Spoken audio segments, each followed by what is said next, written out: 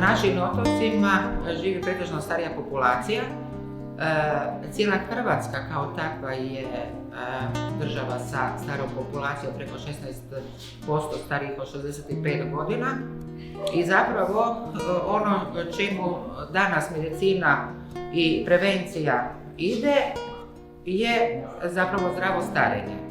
Dakle, da stari ljudi kao takvi mogu živjeti samostalno, neovisno o drugima u svojim domaćinstvima što duže i što zdravije.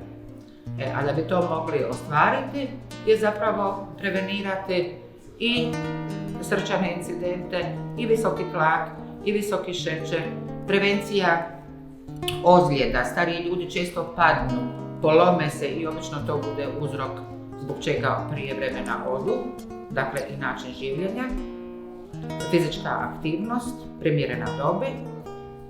Sve to zapravo dovodi, odnosno sve to nam služi da bi mogli što duže ostati u svojim domovima, odnosno da bi mogli zdravo stariti. Jer starost je zapravo jedan dio života, kao što je i rođenje, tako je isto i starost i na kraju smrt dio života. Normalno. Da bi mogli biti zdravi u starosti, moramo zdravo stariti.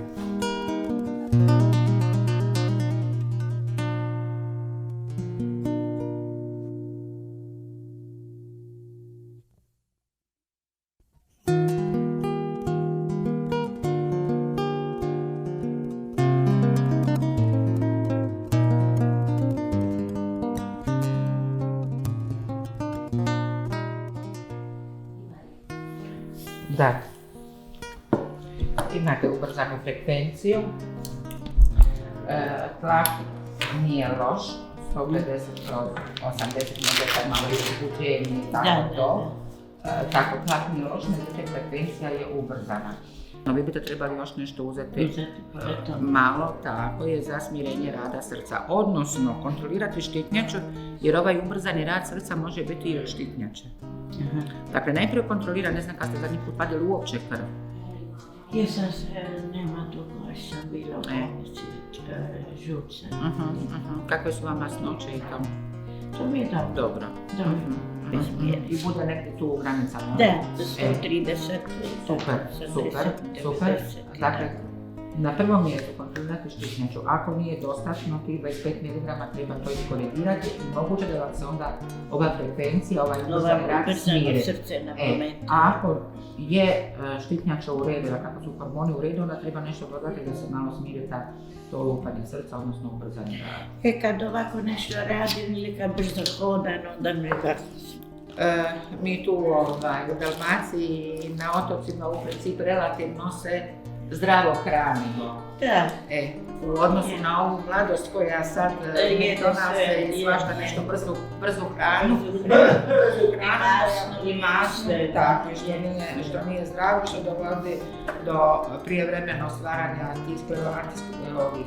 aterosklerotskih tlakova, začepljenja krvnih žila, povećanog tlaka i svega.